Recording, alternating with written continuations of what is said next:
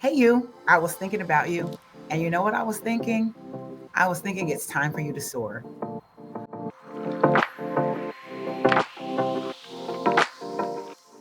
Welcome to It's Time to Soar podcast, Getting Unstuck with Coach Katina. I am excited to host you on a journey. This podcast is for anybody that is ready to move to the next level.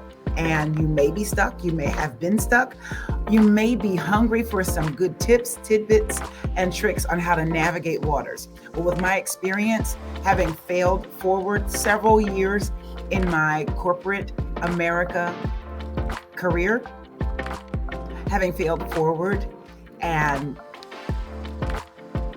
having fallen into several pit holes, having been stuck by visible and invisible snags early on in my career, my 20 plus year of corporate America, I am passionate about helping you navigate around those pitfalls. And I have an exciting guest today that will help us as we discuss identifying your barriers. This is what I want you to do. I want you to like and make sure you are subscribed to this podcast because trust me, this is going to be a great journey. And remember, it's your time to soar. I am bringing to the stage our guest for today, and it's Kellye Adams. She is the CEO and creator of Kellye Designs. She is a personal stylist and a creator of the Style Your Goals 90-day planning system.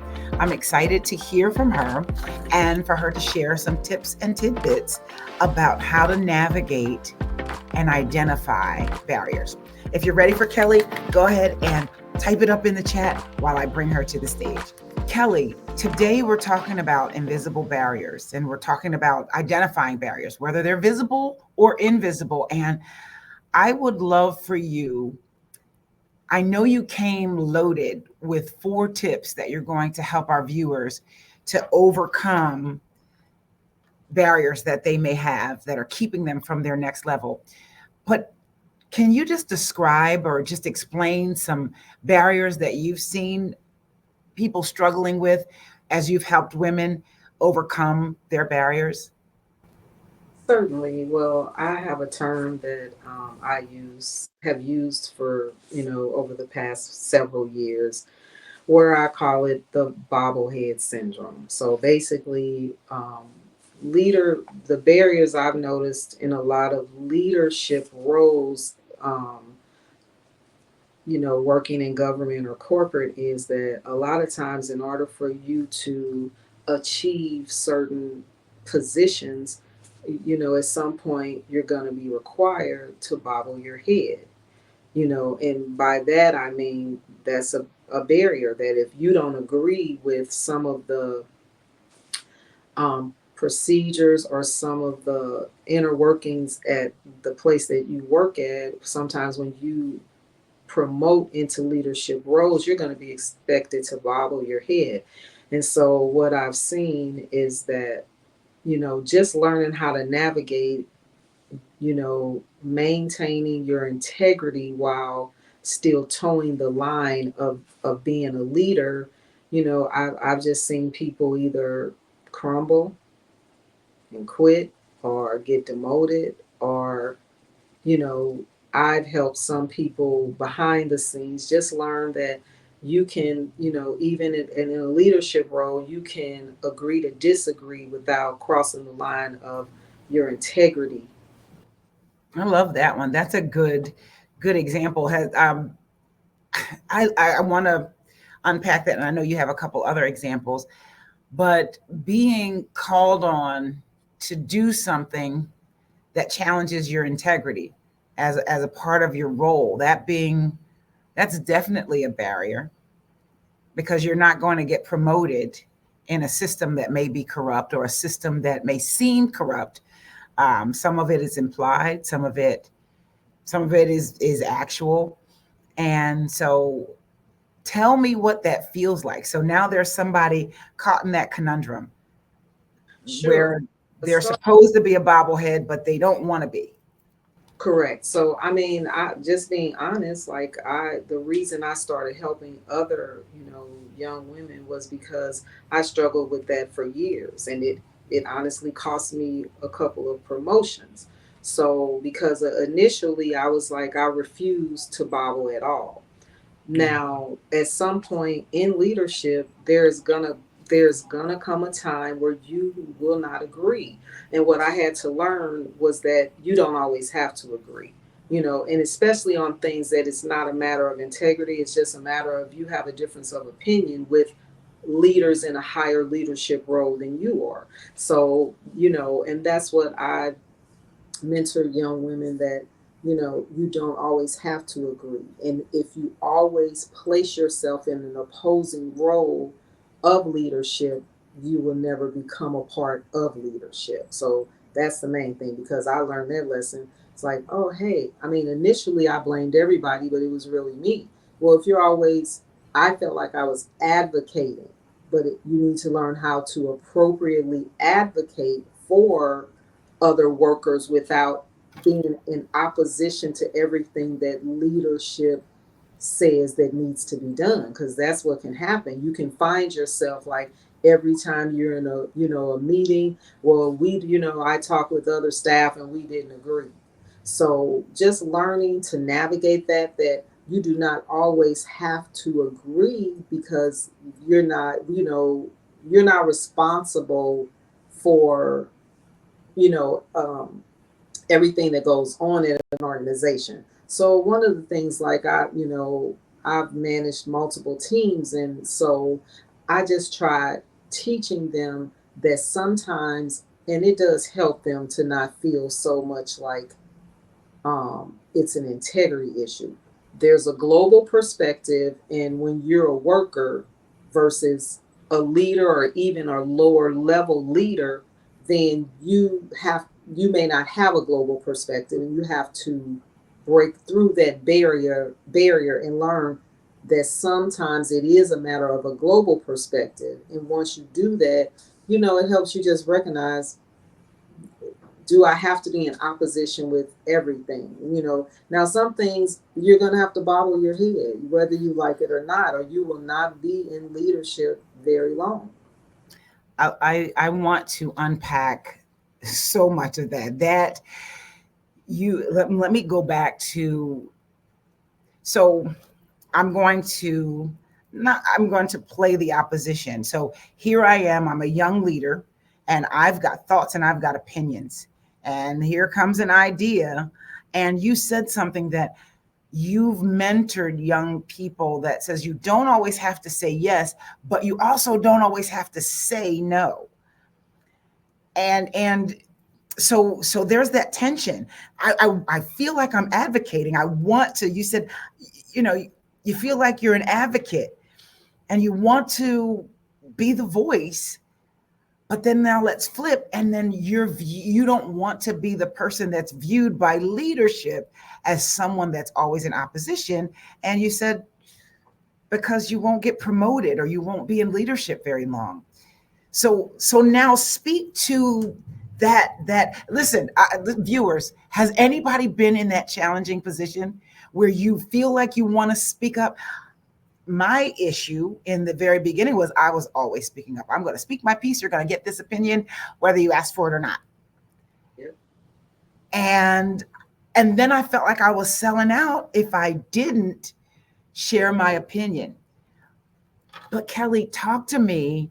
You mentioned, let me wait, listen, viewers, this is so good. Viewers, if you have been in that situation, put it in the chat. Maybe you had a great way to navigate it. Maybe it was you. You just want to say, hey, that was me. Yep, that was me all day. Put it in the chat so we can just identify. We want to know. But now, Kellye, then you said perspectives. You said global, middle management, and workforce level. Talk to me about, so here I am. I'm at, let's say I am at that workforce level, and I want to voice my opinion. And you intervene. Talk me through those levels and perspective. Certainly. So I would say right now I'm helping a young lady, and she's just, I mean, this is her maybe her third interview attempting to be promoted, right? So, and she's getting better and better. So I think after the third interview now, and I was not on her interview panel, but I told her, I kind of, she came to me, and I, so I've been assisting her. And I told her, hey, first of all, if you want to get placed in a leadership role at this particular organization, you can't always be the first person that's asking to leave early. That's just one example. So you want to be a leader, but you also still want to remain as a worker. So these are some things that you want to kind of show them that you have the ability to do without being asked before they give you a position. So she, really took that to heart. I spoke to another young lady. I said, well, the first advice I can give you is that you rarely look professional. So if you want to be elevated to a higher position, then you need to stop looking like, one of the staff that we need to tell to, look more professional. So she's been looking more professional. It was even stopping her even from getting interviews. So now she's interviewing, and so she feels excited about this next. This is her third or fourth time interviewing for a promotion. So I feel like she's just come a long way, and she's only one example. So like I train some of the people on my team, hey, just leave a blazer at work. So if a meeting pops up and you don't look so professional, you can throw a blazer on, and that's immediately going to make you look more professional for anything. So just, like another boundary I've seen, honestly, is in the workplace is just people who don't have personal boundaries, right? That's just another barrier. Personal boundaries. You have to be able to set boundaries, because if you can't set boundaries, then again, in a leadership role, other leaders will not trust you. Because if you, for example, if you don't have a boundary to know what to say, when to say it, and they know they can't trust that you might not repeat something that they are saying as a leader and going back and telling staff, again, you're not likely to get promoted. And these are things, some of them personally I've dealt with. It's like, well, if they didn't tell me that I shouldn't say anything, I might say, well, I was talking to the supervisor and the supervisor said. So then I'm getting pulled into the supervisor's office, and they're like, hey, I didn't tell you to discuss that with someone else. And so so then I had to learn, if you want to be in leadership, keep your mouth closed and learn how to set some professional boundaries in the office.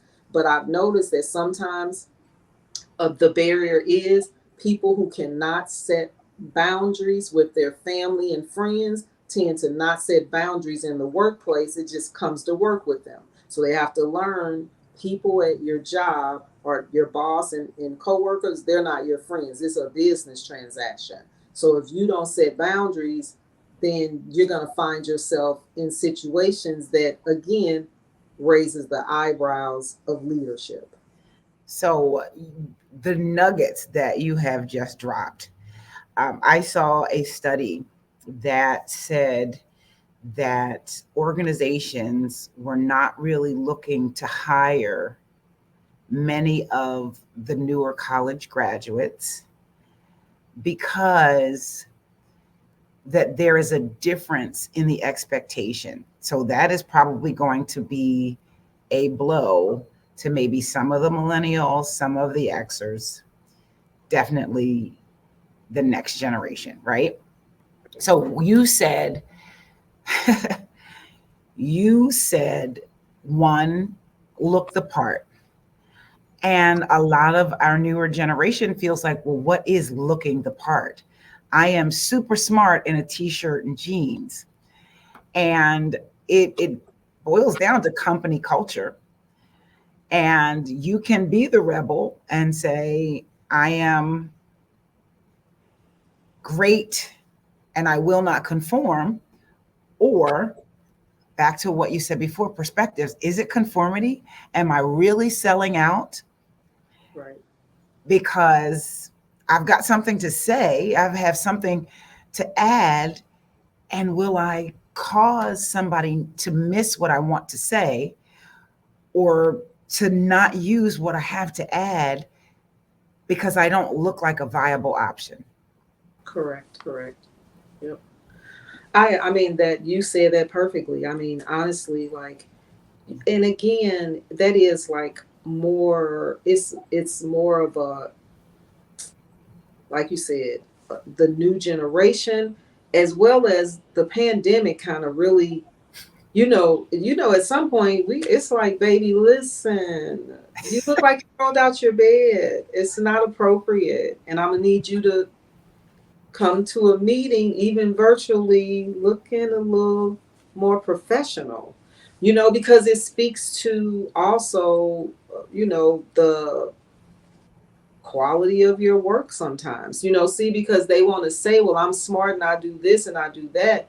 But sometimes if you look like you rolled out of bed, the way you're performing some of your job duties might not be optimal. And that's not always, but I found that in some, in a lot of cases, it's like, no, if you even just try to sit up straight, look like you're trying to work. So I get, don't get me wrong, because, a lot of people I've been talking to lately, we've been talking about how some of the stuff that the younger generation um, is points they're bringing up are valid, right? Like, Mhm.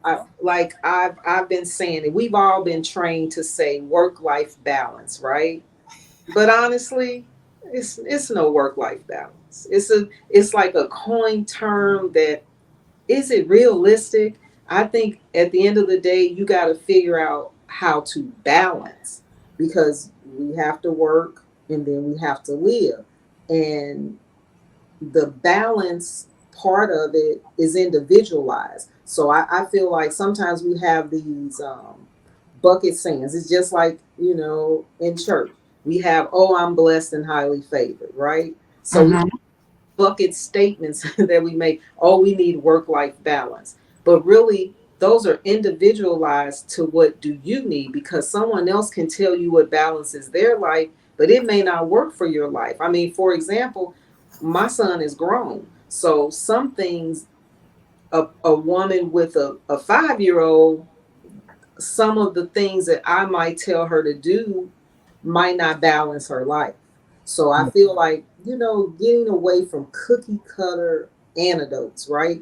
Just getting to tailored to your life and what you're trying to accomplish at this time, goals and what planning techniques is really what is more effective. I mean, I've just been seeing that, and maybe it's been more since the pandemic, right? That, Mhm. I would say that. like, okay, hey, that doesn't work anymore. So now we need individualized things as opposed to cookie cutter systems that only, they still help somebody, but it's not like, We say they still help somebody. So what I like, that I love all that you said. And if I go back to where you said, this is the conundrum. This is what it feels like. And I guess I'll be the voice of the person who feels like they're being stuffed into a box by having to put on the blazer, having to toe the line. And this is the challenge. And I love, you said earlier that you can disagree and still be in integrity and not lose your integrity. It's important for self-evaluation. Would you agree that if I think putting on a blazer does or does not challenge my integrity, challenge my personal morals and my standards, what am I willing to do in order for my voice to be heard, in order for my work to be valued? I can't change who's evaluating me, but as you said, it's individual. I think you bring up such a great point. And if I were to say anything to those who feel like, the system is trying to change them, if you have life changing, earth shattering, innovative, just valuable content to share, Is it really a sellout to package what you bring to the table in a way that management will hear you? I Is mean, it really selling out? I really feel like, when I was a younger person, I would probably have said definitely, I'm not going to do it. If I get up tomorrow and I come up in here with my afro, I don't want anybody saying anything to me, right? Mhm. And let's just be real, that has happened to me. I'm sure it's happened to others.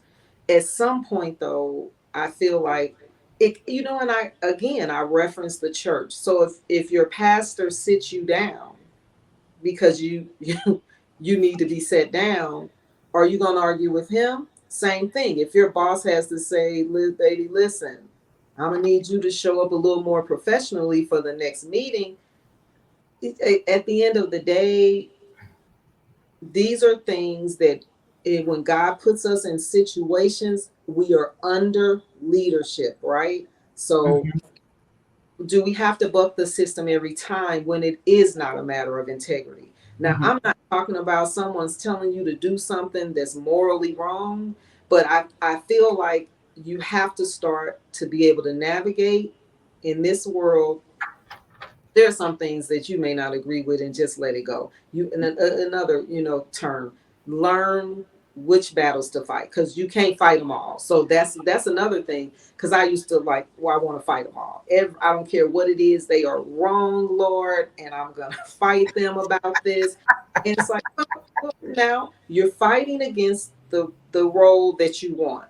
So once I stepped, and don't get me wrong, because even once I stepped into leadership, still it's always kind of like, okay, wait a second, am I the only leader in the room that has a problem with this? This really is not that big of an issue, so I'm gonna have to just bobble my head. I mean, at some point it happens, like, and I use that term because I used to say I'm never gonna be a bobblehead, right? I'm not gonna be a bobblehead. But some things you don't have to agree. I mean, to me, I liken it to, if the Lord tells you to do something, you don't always want to do that either, right? Sometimes you heard the Lord clearly. Oh, yeah, go do this for that person. And you're Mhm. like, oh, yeah, yeah.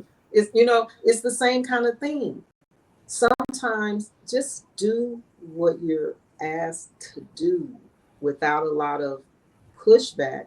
And that's going, for, career wise, that's going to take you a long way. I love that. Choose your battles. You said pick your battles. Decide which ones you're going to stand on the stand on the hill for. What is it? And so, how do you decide which battles to fight? Which let me let me capture this barrier. This is a barrier of perception and how you're being perceived. And to the person, they may feel that the barrier is they're not being heard, which is a different barrier if it's true that they're not being heard.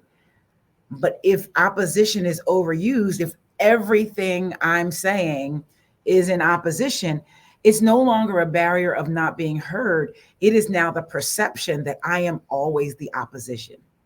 Right. And in the workplace, that can become very, very toxic. Like, Mm, while the person may not be a toxic negative person, if if every single item is always a battle and a fight, at some point leadership is going to start to question, do you really even want to be in the job at all? So, and it's a thin line, like, but at some point, this is something else, I tell teams, if you show up here at 8 o'clock in the morning, honey, and you already mad at everybody in the building, it is not the building and everybody in the building. Because that's one of my favorite scriptures. It is not the things that come from without that defile a man. It's the things that come from within. So hmm if you're showing up daily and you are already mad at everybody in your environment, then you got to reevaluate, is that the correct and right environment for you?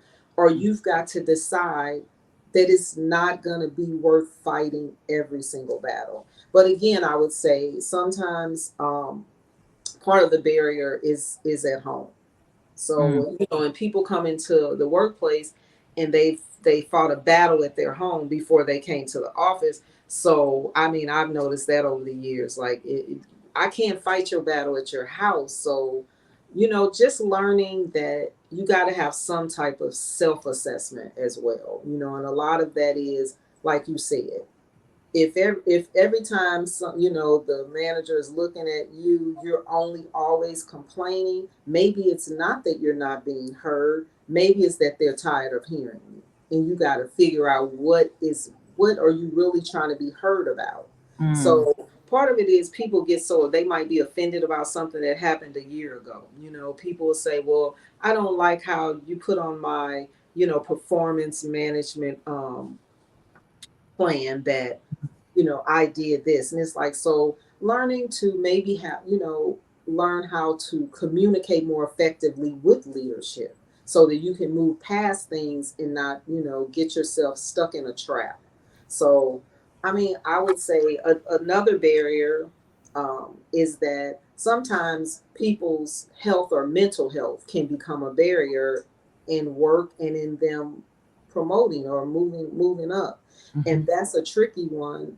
But sometimes you just have to go to leadership and ask for some time off so you can handle or manage whatever you got going on, as opposed to it's your business. And I'm a believer that you don't have to share all of your business. You need to set a barrier and a boundary there. Mhm. But sometimes, if you are really struggling, you don't, you might want to go to your boss or supervisor and say, hey, I'm having some personal things go on, and I think I'm going to need to take some time off because I don't want to be viewed as not getting my work done. I like that. I like that. And so sometimes people wear the burden on their back that they have to keep showing up whether they feel good or not. And I would say you need to prioritize yourself when it comes down to that and evaluate your barriers, and don't evaluate your barriers and boundaries, evaluate your boundaries, and don't do that in a silo. And I'll say that because another challenge across different generations is that some generations are labeled as feeling entitled, and it's likened to, I scratched my toe today, I'm not coming in. And I'm being extreme, but in order to be sensitive, it's important that if we're going to start uniting and working more effectively across these generations, I would suggest that you build your barriers and or you build your boundaries, you set your boundaries, but not in a silo. Get someone that you trust that can be objective about it and say, this is what I'll take. This is what I won't. This is when I want to speak up about that. What are your thoughts? This is not saying you don't have your own mind, but this is saying allow someone else to weigh in on your passion, how you present it, how it may be perceived. And back to something you said earlier, which I really want you to highlight, is the perspective. There is a global perspective, there is a middle management perspective, and there is a work level perspective. So it is important that before you always run off with an objection, hear from somebody or consider other perspectives. Can you speak to that?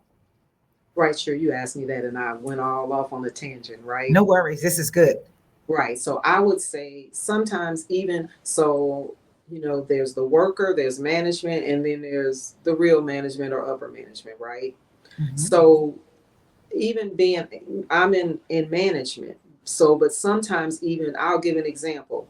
Sometimes I had to say, like, I'm not making widgets to my boss. Like, right, I don't make widgets. So you all are trying to make this into a widget and it can't fit into a widget. So I would say starting at this level, I already, I train my team that sometimes when I give you objectives, Please share your feedback. However, just know it is a suggestion and we don't have to do it, and we may or may not if it's viable. So, but trying to get the workforce person to understand that, normally I just say, just like I'm your boss, I have a boss and my boss has a boss. My boss, from a global perspective, has to be concerned about thousands of employees. Mhm. So you're looking at it from a vantage point of about 10 people when there's thousands.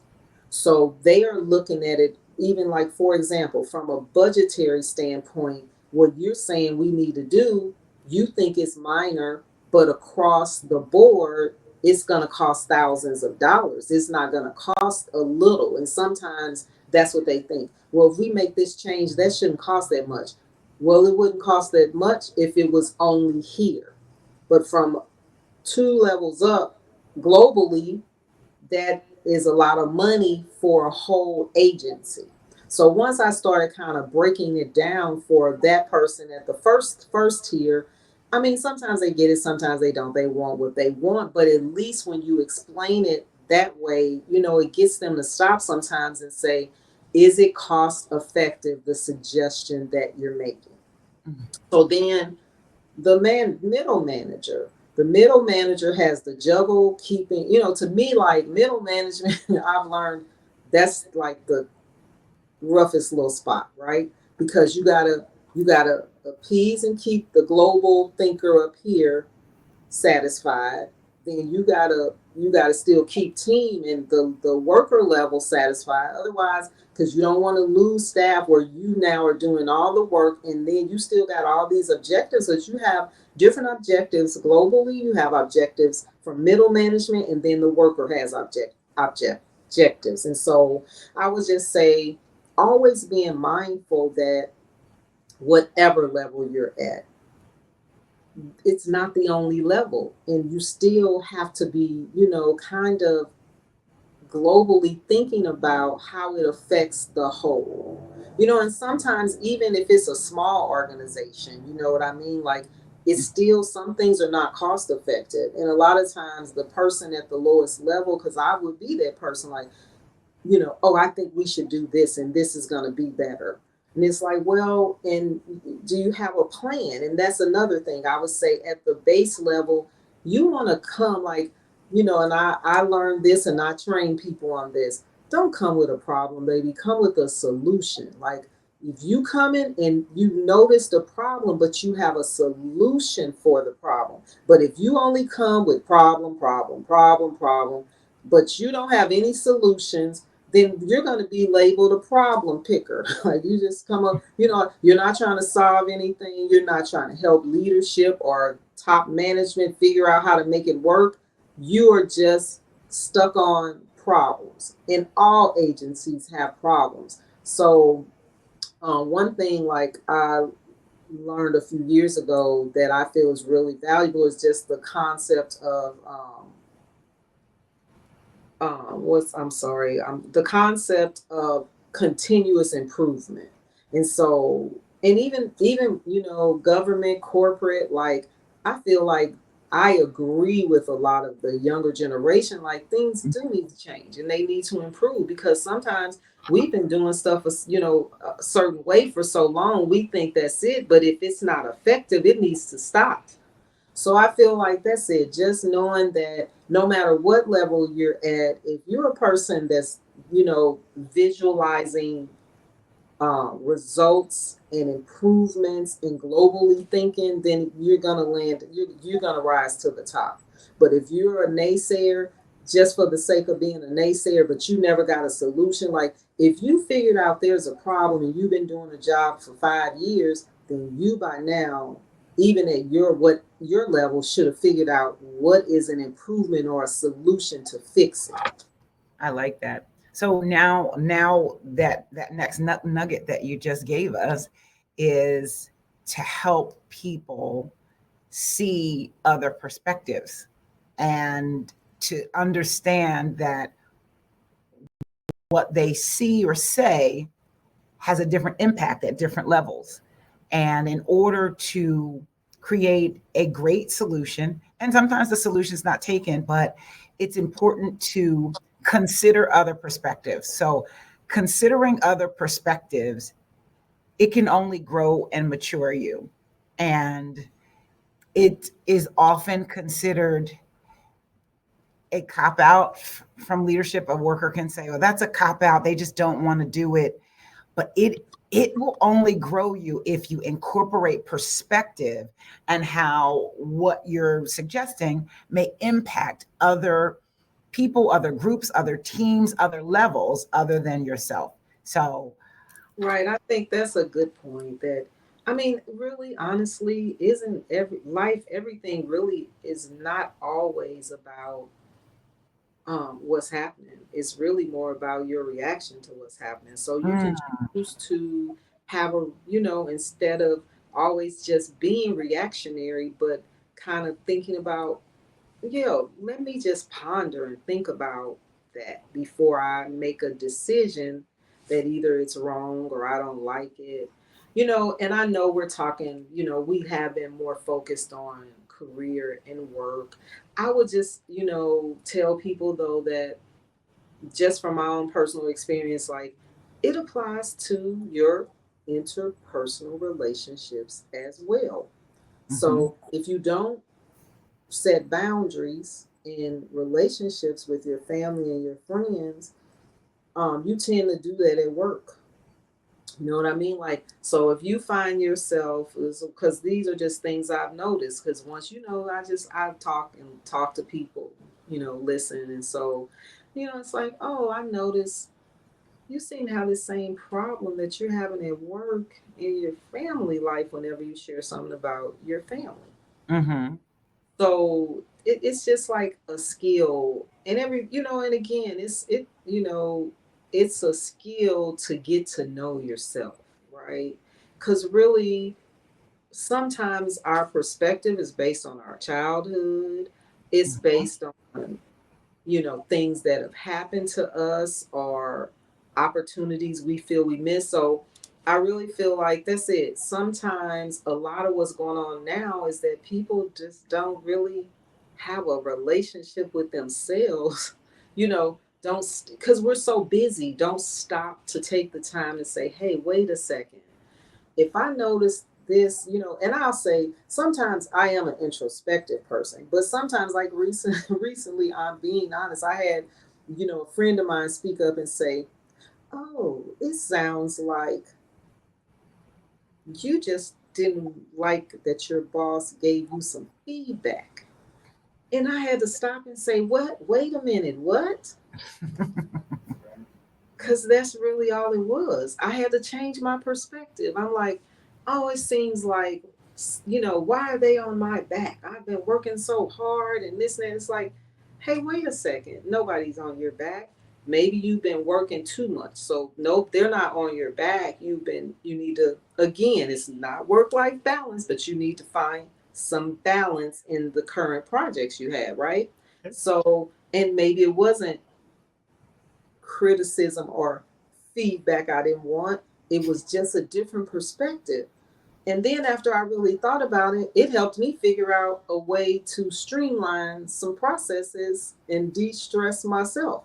So that's it. Sometimes it's like instead of taking things as a negative or a criticism, then that's it. Maybe sometimes it's like, well, let me just think about that first before I respond. But that's it. I think it's just so much reactionary things going on in the whole world right now, right? So, but being introspective, getting to, know really sometimes what is you versus what's inner versus what's outer. And Oh, that's sometimes I good. say, Please say that again. What's inner versus what's outer?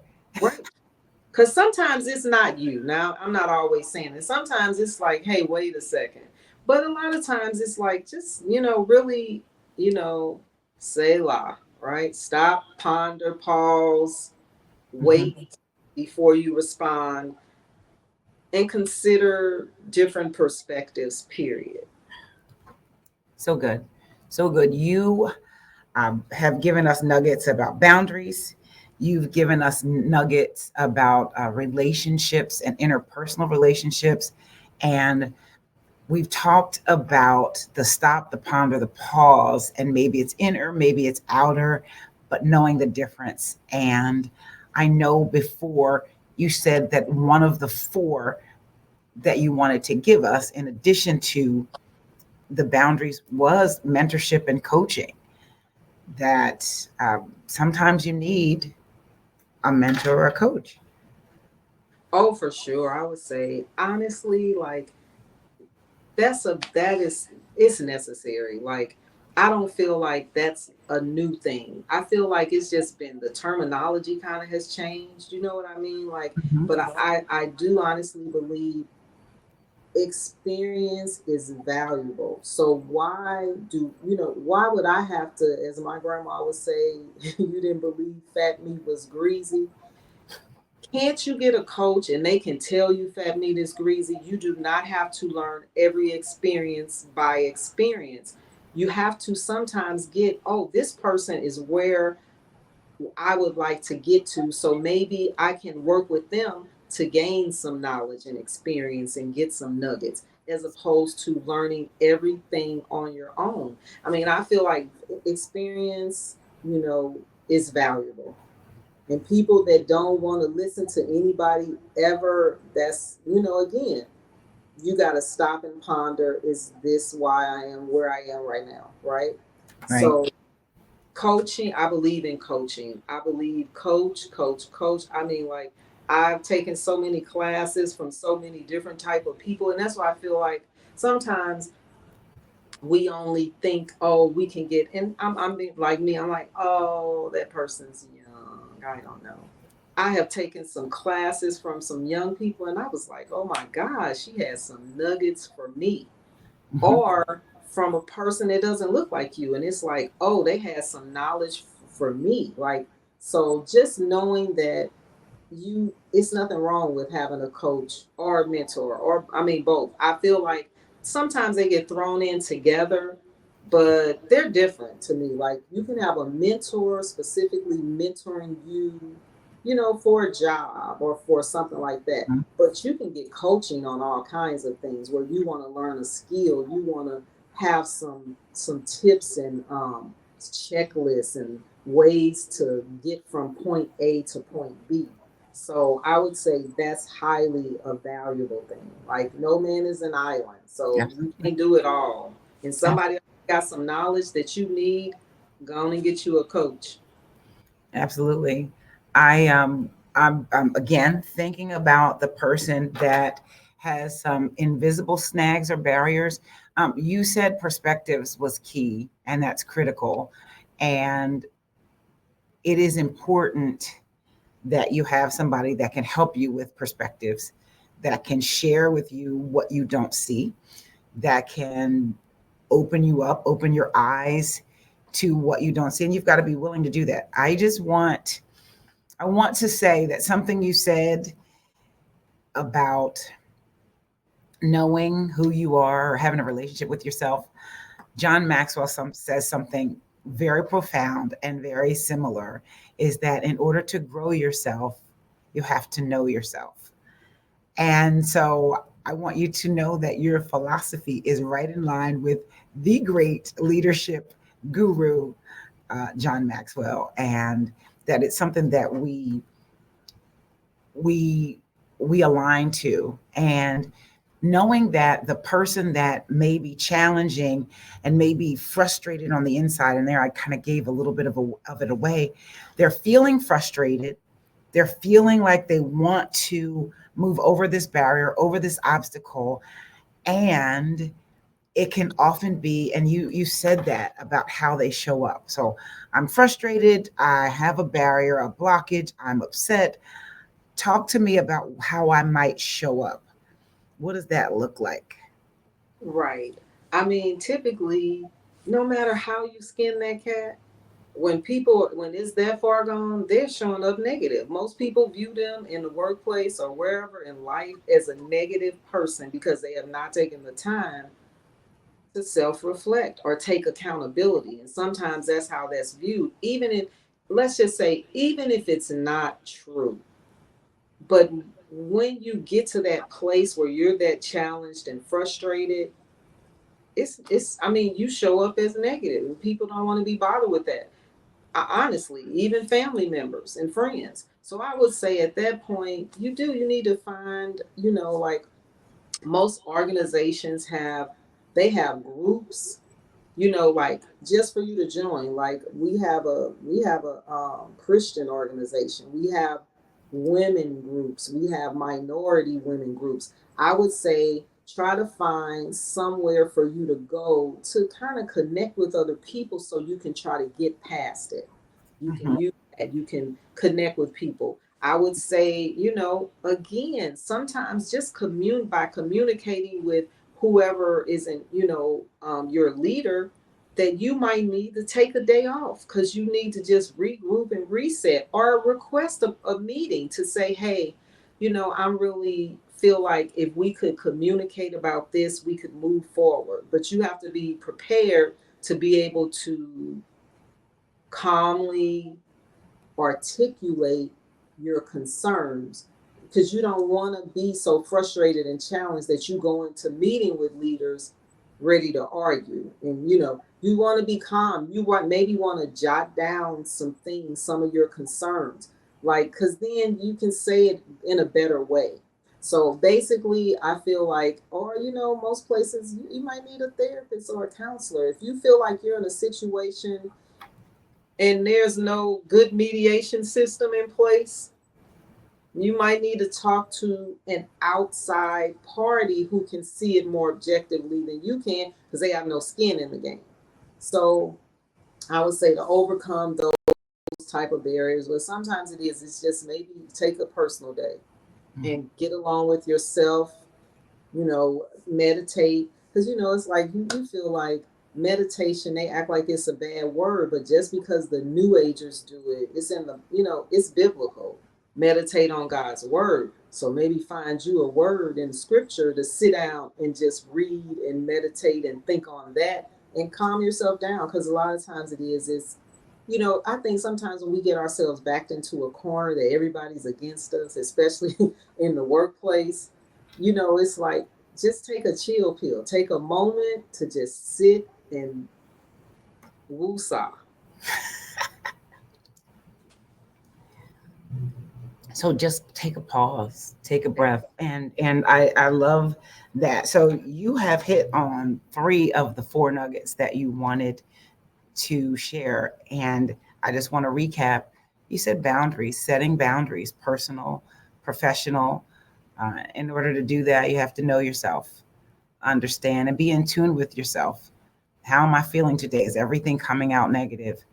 And two, community organizations, join groups, women's groups, men's groups, groups within your organization that have similarities where you can find community. You can share your issues, your challenges, your thoughts, your feelings, and get some insight.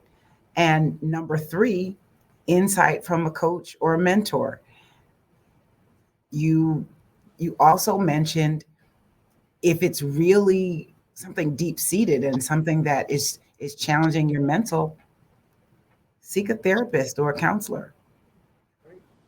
A lot of times, so those three were amazing, and I know that I'm going to, before I get into your fourth one, I want to veer into something else that I know that you do, and it is like when people are not feeling their best emotionally, they're disengaged, they're upset, they're frustrated, you can tell by how they're dressed, or it reflects often in their appearance.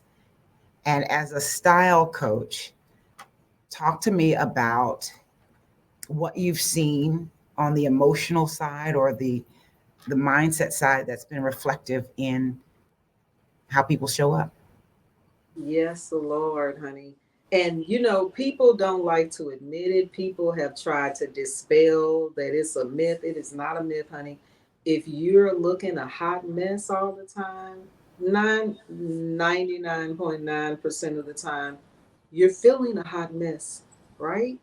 Mm. So I'm not saying, that just because you look good, you feel good. Because you do have people that they look 100% every day, and they're a hot mess too.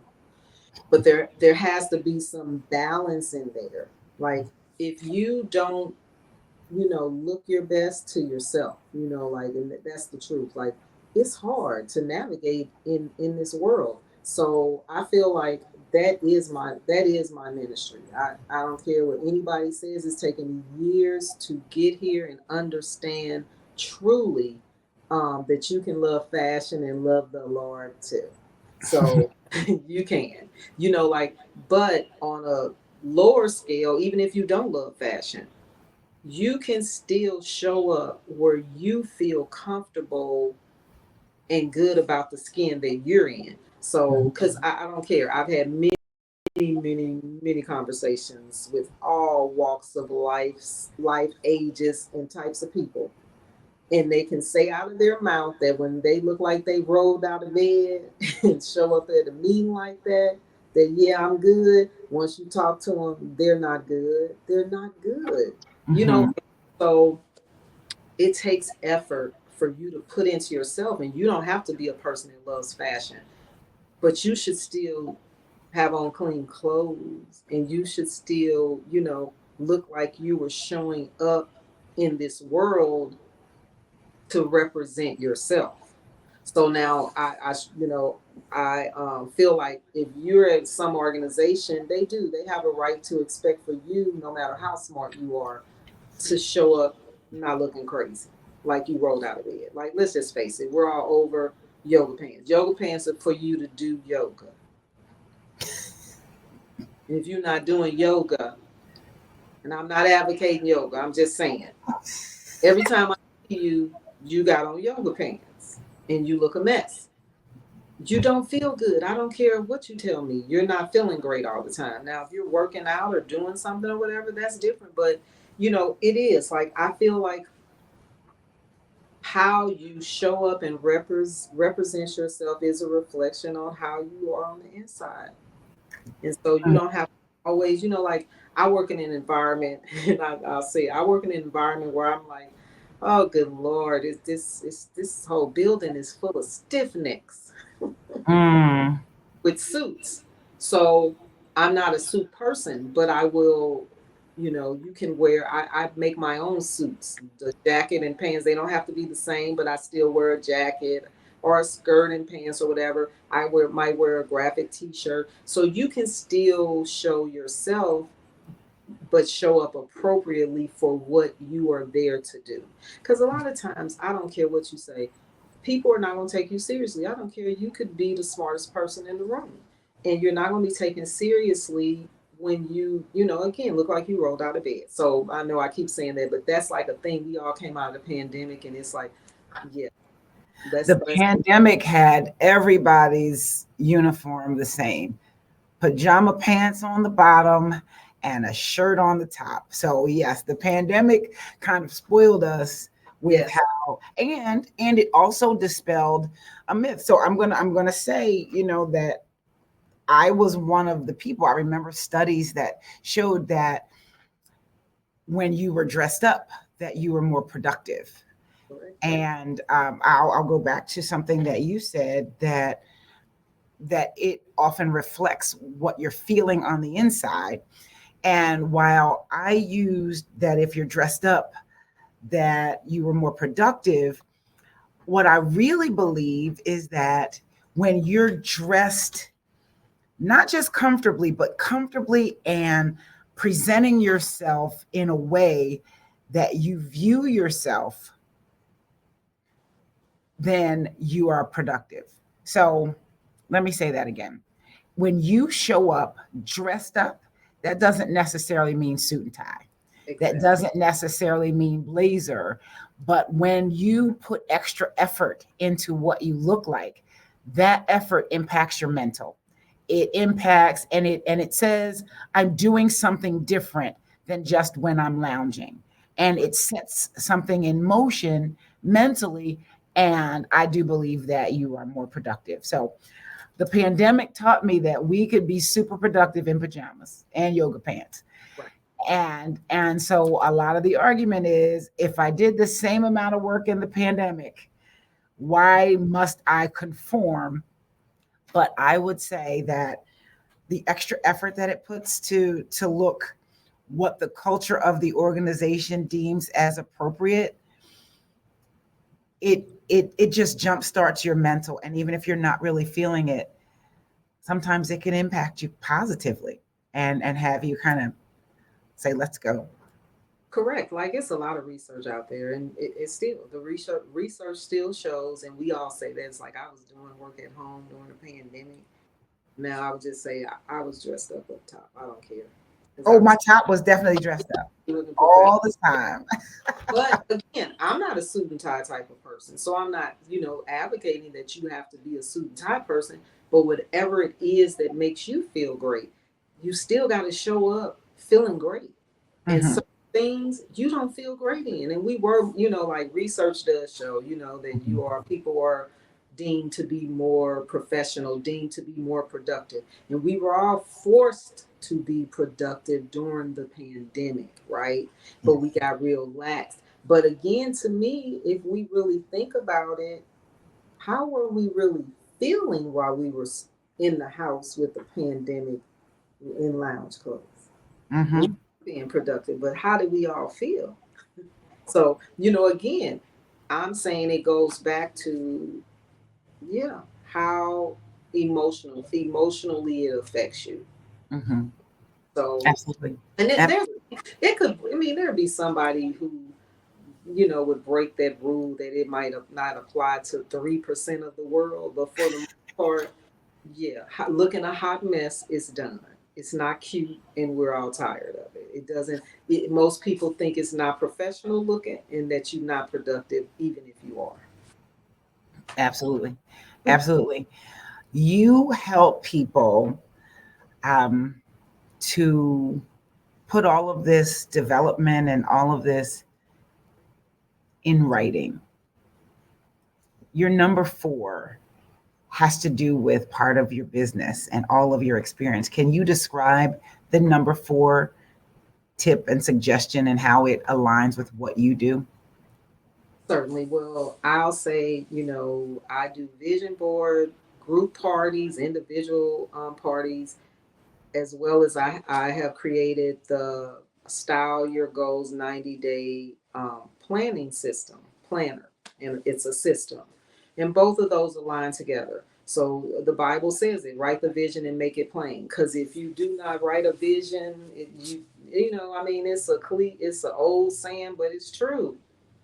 Those who fail to plan to fail. And that's it. I've seen so many people, the reason that they have not been successful, and by success I mean in their own personal life, is because they haven't planned anything. So like, I believe in vision boarding because the Bible says what you have in front of your eye gate, like what you post up, what you are looking at and reminding yourself of, that's where you're headed. And if you're not headed nowhere, that's different. A lot of people want to say they're headed somewhere, but they have no vision, none at all. They have no vision, they have no plan. So I've been helping people with that for years. And so I've been making my own planners for years. So I finally have a new planner coming out next month with my system, because I've been helping people, with their vision and with their planning. So I just feel like that really is key. You have to write it down. Like you would just be amazed. And you remember the old layaway saying, 90 days, same as cash. You can change so many things in 90 days, and that's why I have a 90-day system, because you really could, but you have to write a vision and you got to target and be focused on it. And so I think that's really how people don't make changes. So, and I mean, I just want to touch on, like, part of, to me, like some of the people that say, oh, they just love looking like they rolled rolled out of bed.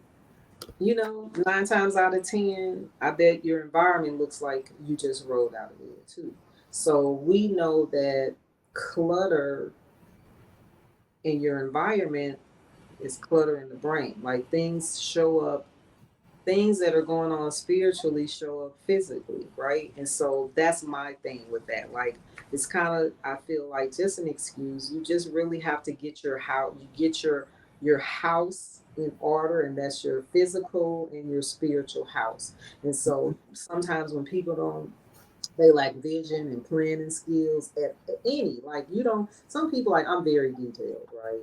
I'm very like, I'll have a plan. This, I got checklists, I got double checklists, alerts, and everybody doesn't function well that way. So I'm not saying that's for everybody, but you have to have some type of plan. Otherwise, it's haphazard living.